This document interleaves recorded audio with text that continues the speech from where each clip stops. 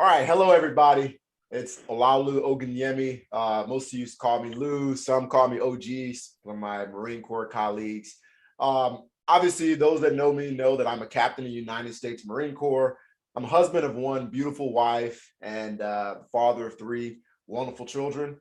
And since April of this year, I'm also a children's book author. I recently released the children's book, Crow from the Shadow, that you see behind me. We'll get into that a little bit later. But first, I would like my colleague to introduce himself. Hi there, I'm Niels Van Hove. I'm a Dutchie living in Australia for the last 12 years. I'm also an author from My Strong Mind book series. I'm also a dad of two beautiful children and a husband to a wife. I work as well next to my books in technology, but books are really my passion, and bringing mental toughness to children is really my passion, and that's how I got to meet Ola Olu. So looking forward to this chat.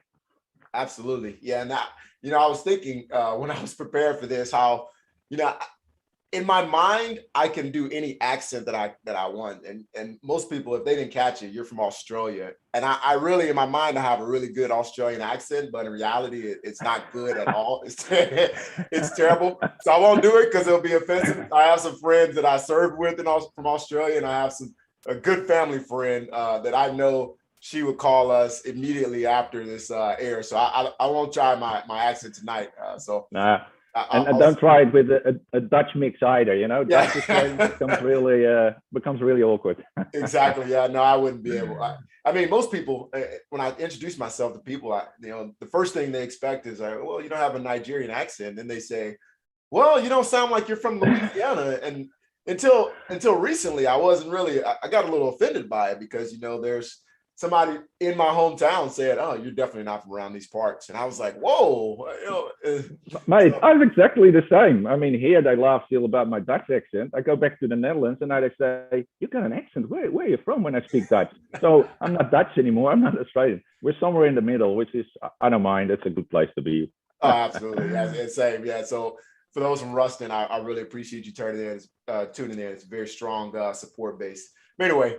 Not to talk about that. I'll get sidetracked. So you got to keep me on task here. So obviously, you already mentioned that you're an author. So tell us a little about your books. Let me just preface by saying he's much more experienced than me. Like I said, I just launched my debut book in April of this year. But Niels has been doing this for a long time, and he's very experienced, very good at what he does. So tell us a little about your books that you have. Yeah, look, if I look back, I always loved writing, actually, the process of writing. It goes back to when I was like 15, 16, writing little stories. And but only 4 years ago or 5 years ago, I had an experience where I went through a tough time, and I had really challenging time at work and at home with young children, and you still have that little sleep deprivation as well,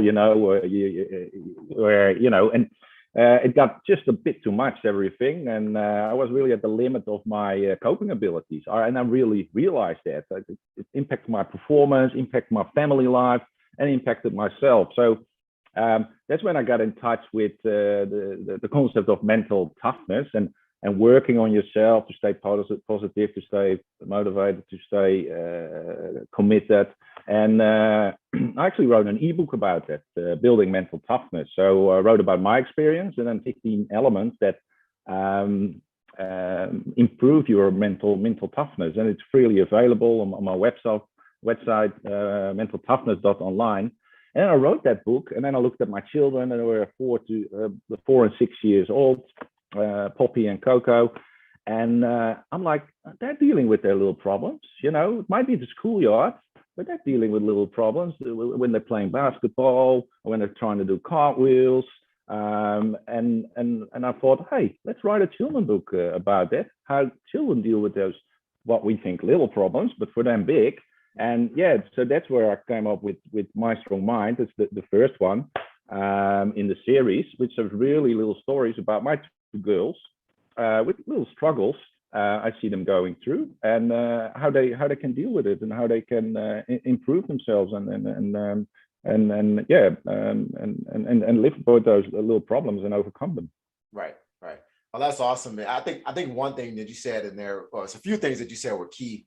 Number one, you talked about how you were at your limit, and number one, I just want to acknowledge that because I know us tough guys, as we think as we sometimes as society has sort of painted us up, we don't want to admit that we potentially were at our limit at some point, or we think that toughness has something to do with physical ability and all these kind of things, but in reality doesn't matter how physically tough you are, or you think you are, doesn't matter your job, your occupation, your race, doesn't matter what it is, Nah. especially in these times now. I mean, we are living in time where you can it's okay to admit that you've hit your limit, right? Yeah, Um, yeah. I think what's I pretty would cool. almost say it's becoming a strength to admit that your limit and have that self-awareness. First of all, to yourself. Okay, maybe a little bit harder to admit to others, but if you need help, you will have to. But yeah, detect it and admit it. First of all, to yourself, because some people won't even admit it to themselves, and if you don't admit it to yourself, you won't be able to work on it, and that's when a downward spiral can happen. Yeah. Mhm. I love that, and that's the thing. I mean, that's key. I love what you said. It's a strength to admit it to yourself, and I think that's just like you did with your children as well. It's even, I think, as men is one thing to admit it, but it's even harder because you want to look at. Sometimes we look at our own childhoods and we're thinking, they got it made. Sometimes I even catch myself as like, my children, they have it made. They're fine. Yeah. They get Yeah. everything they want. My daughter, I laugh because one of her uncles bought her a pair of shoes and some Air Force Ones, and those things are almost $100. And I was like, man, I was the fifth of six children, Yeah. and I you hand me there was down. You got that? yeah, exactly. There was nothing one about my stuff. Everything was hand me down. My pants were always too short. I had to sag just so they can touch my ankles, right? So like I had hand me downs, so it's just it's easy to discount the experiences that they have and really just say, hey, they'll be fine. They have their own issues. Yeah. Just acknowledging that they're going through their own challenges right now, Exactly. and even we're all going through our own challenges even now as we in the last couple of years. It's been a very challenging time and things that we've never seen as parents, and they definitely haven't seen it as children. So I think so. Can you tell us, obviously we're not going to read your book live. I want people to go out and purchase your book and support, but what are some of those things that you were able to do with your daughters, if you don't mind telling us, just what are some of those practical things that, hey, as a dad, okay, I recognize, my children have their own struggles. What can I do next? What's next for me? Yeah, so for me, it's all about making normalize it, having a conversation, normalize that you can't do something yet, normalize that you may be stressed about that or anxious, and start to compare yourself with others. And once you have then that conversation, you can start thinking about little techniques, how they can improve. In my first book, where things like getting ready in the morning, something simple as that, which is basically about remaining focused. Keeping focus. How can you keep focus? So my oldest was very good in getting ready in the morning. My youngest is all over the shop. She starts doing one thing, then walks to the next. So, all right, simple thing. Write down the steps, and it can be evening before, or write down the steps together on how you get ready in the morning, and make her think about that. And that's a sort of a little commitment, and it's a little goal setting, tiny, but still. It creates the notion of, okay, if you want to achieve something, in this case, you make a little plan, and you follow the plan, and the likelihood that you actually will be ready on time or achieve it will increase, will be there. Right. But also things like what we still do, positive mindset. Every evening, my youngest is 10 years old now, we say, what were your three favorite things of the day? And we mention them. So we acknowledge there are, even in lockdown now, again, we're just past 200-day lockdown here. We acknowledge there are positive things, and we go to bed with a positive mindset, with positive ideas. which is just good for, for the mindset in general, and highlight these things, but also things like breathing, or just listening to mindful music, acknowledging mindful activities. Like in the book, I talk about making an origami, a little boat from a paper, and focusing on that. When they're a little bit anxious or when they're stressed, they're focused on something else, which in mental toughness we call controlled distraction. So on purposely you focus on something else, which distracts you from your issue or whatever makes you stressed. These are all techniques that adults use and sports, elite sports people use on their level, on their elite level, but kids can use them as well. Yeah, that's awesome. I mean, if anybody hasn't noticed why we're having this conversation, or why I thought it was important to make a colleague all the way across the world. Now, if you were ever wondering, this is why, because this topic, I mean, it's easier to identify, but to have the knowledge base like he's presenting now is awesome. There's something you talked about is that positive mindset, and that's how my book came about, because sitting down and having that conversation with children, to me, is important, right? That's why I created the Parent Child Connect series, and that's why every last one of those books has the intent of having a parent and a child sit down, and like you said, it's a normal occurrence. It's no longer some awkward thing, and I think that's why I wanted to become an author anyway, because sometimes although I feel like I play around my children, I'm very interactive with them. At times, when you want to have a more serious conversation, how do you transition to that is the question I always ask myself. So I decided to start writing books in that to solve that problem. And I know that I'm not the only one. I mean, my oldest was, I was the kind of guy, I was the guy that swore that I would have all sons, and I just knew that they were all going to go, we're all going to play football together, and we're going to do lift weights, and they're going to be all in, and God has other plans, so the first thing I had to do is, okay, I look at my oldest daughter and I had to figure out, how can we connect? And one thing about it is just sit down and read with them. And so that positive mindset was where I started with Crow from the Shadow, although it's technically not the first story I wrote. It's the first one that I decided to publish, and it was because of that reason. I wanted everybody to get that positive mindset and really clear all those myths and fallacies, all those things that we tell ourselves day in and day out.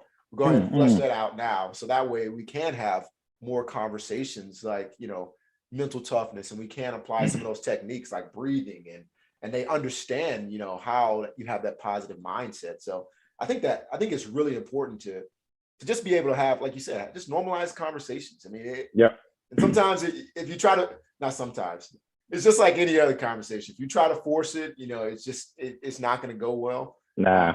I think somehow girls make it a little more awkward. And I heard it gets worse the older they get, but somehow they make it even more awkward if you try to take the conversation, you force it in a direction. My daughter has this look that she'll give me, the oldest one, and the youngest one, she's only 2. And then I have a son in between. But if I try to force a conversation, the look she gives me is it's been like this her whole life. It makes it real awkward, and I just sort of tap my fingers, and I was like, well, so where should we go now? But how old is your oldest now? She's 11.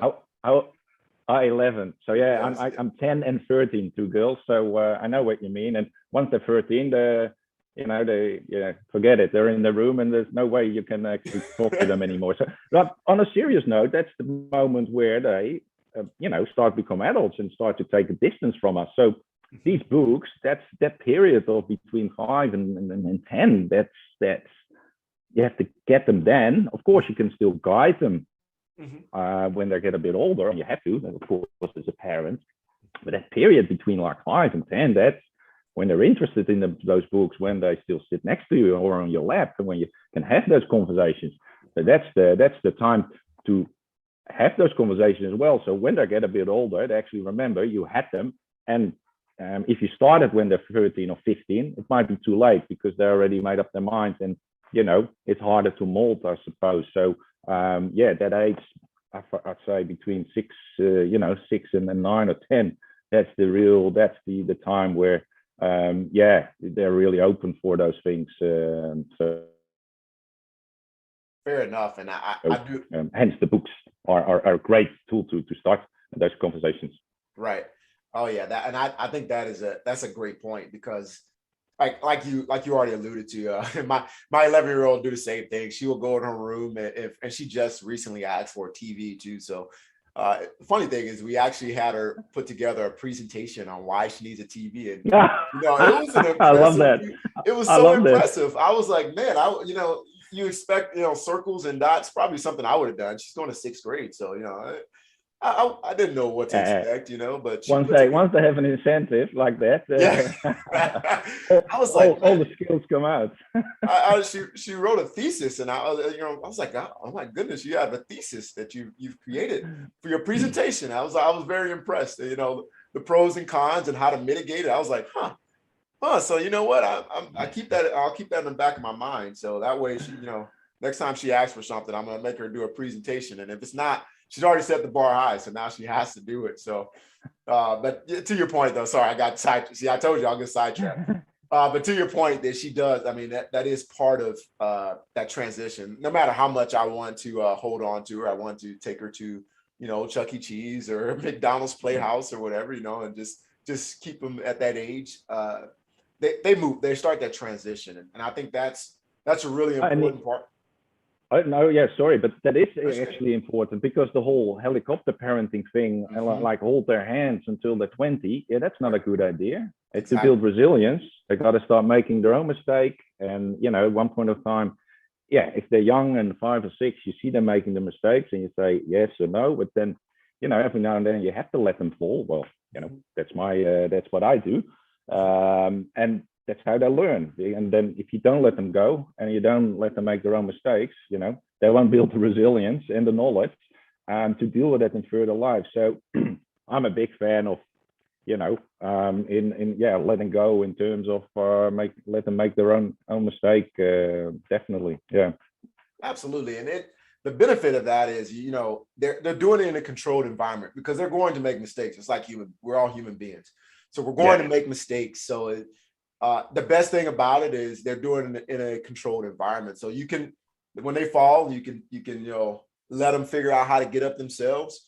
But when they're really hurt, it's good to have somebody there that can reach down and help them out and really teach them, okay, this is the step by step, or sort of lead them, guide them in the right direction. But I think the biggest point, that's one thing my parents drove home with me, is that, at some point you're going to get out there and you're going to make mistakes. So either I have to let you make your mistakes now and sort of grow and develop now, or you'll get out there and you'll make your own mistakes. And I think that's one of the biggest things that as a parent, you can contribute to, as we're talking about mental toughness. I think you can contribute to degrading their mental toughness and degrading their resiliency, maybe on accident, maybe you're just trying to be a great parent, but you can sort of take away from that ability to just be resilient and just have that mental toughness that they need to even face the real world. Yeah, and which needs to grow over years as well. It's something, it's a muscle, and you have to train it and keep training it. And as a parent, I think you have to contribute to that. And even the book is a tool for that, and your book as well for the parent, because not all parents are equipped with, our knowledge. And even, the techniques are useful for parents as well and for adults. I would say from that perspective, it's these books we write are also very helpful from parenting perspective, I would say. Absolutely. And like I said, it's just one of those things that we have to be able to, we just have to do it. Right. And that's why I'm glad that, people like you that came on the picture and just sort of started writing books. And obviously I started reading your books, and I'm like, man, this guy knows what he's talking about. It's one of those things that as I study and becoming a little more familiar with the market, because I don't want people to miss it. This is my first, my debut book. But when you have somebody so experienced and somebody who's been doing it for a while, it's good to sort of pick the brain and really get an understanding of the why behind it, and get an understanding how you can provide a resource for other parents. And I think that your book does an excellent job at that. It does provide that resource on a topic that we typically don't want to talk about. And it has really Yeah. practical advice in there. So like I said, we need to, I'll make sure that I have the link because we'll make sure that people know where they can find the book and how they can read it and purchase it. And not only just for support, but legitimately so they can sit down and have these conversations. Yeah. And the good thing about these topics, mental toughness, positive mindset, and all these things is that they transcend age, right? You may not be able to read or write, a rhyming book with a, 16-year-old or maybe not even a 13 or 11-year-old. But the topic still remains extremely important for them. Yeah, no, definitely. And in these times, I mean, look, your book, which is a lot about, self control as well, and taking control of your life and being positive about what you can do and what you can achieve, and that's in yourself to make that decision with all the surroundings, with COVID, which are imposed on us, and there's restrictions that are imposed on us. There's a lot of stuff you can't control, but there's still stuff you can control. And one of the tricks is to focus on what you can control and have a conversation about that, and even write it down for yourself, the circle of control. What's in my control of influence? What can I directly control? And what can't I control? And, the trick is not to worry about what you can't control. That's not always easy, but, you can't control the weather. You can't control COVID. You can contribute not spreading it, but, it's a lot of people get very anxious about that, about what they can't control, and kids as well. So even with kids, it's good conversation to have about what you can control and what you can't control, and let's focus on what you can control. Yeah, exactly. And that's one thing I remember from your book, the latest one, and that was one thing I thought was really cool to a lesson to teach your children. As just, there's just things that are out of your control. And it's just easy. I think I'll think about the Lion King movie where the scene where Rafiki, he was there with Simba, and he told him, you can either learn from it or, run from it. And that was just one thing. It's like, he told him, life is tough, right? There's things that happen that are just going to be out of your control. So what do? You can continue to run from it like Simba did initially, or you can learn from it. And actually, that's the scene where you hit him across the head with a stick, which I thought was, probably one of my favorite parts of Lion King growing up. But it was just one of those things that helps you understand that, just like you said, that there's so many things that happen that, if we learn that at an early age, that if we can't control it, and we start applying that, and that, hey, let's focus on those things that we can't control, like our attitude, our reaction to what's going on. Those are things that I think it's just imperative that if we can continue to work that muscle, I think that just contributes to our ability to become a little bit more mentally tough. But even something simple, and it's a scene in the book where the parent, and this really happens, at one point of time, we're in lockdown, and I'm like, okay, let's get something positive going here. So I said to my youngest daughter, I put on a sombrero. It's actually here in the room, a silly big sombrero. You put on a silly wig. We cross over and walk down the street. We go to the coffee shop. I'll get a coffee. I will make people laugh because, that's being proactive. That's a choice to do that. It's a choice to put a smile on your own face because it's funny to do. It's a choice to make other people laugh. And you know what? It happened. People thought it was funny. People have a laugh. And it's a simple thing to create a bit of positivity in yourself, but also in other people. If you smile to somebody, 70% of people will smile back. So a simple gesture of smiling brings some positivity to yourself and somebody around you. So you have that influence. We all have that. Right. Just activate it. That's and be aware that you can activate it. So that's seen in a book that really happened. And my girl loved it. Crowd in the coffee shop loved it. And now it's a scene in a book. Okay, so now I hope you guys got the message. So you need to go buy a sombrero and go down to your local coffee shop and make everybody laugh. No, I'm just kidding. I think that's really it's here. It's still there.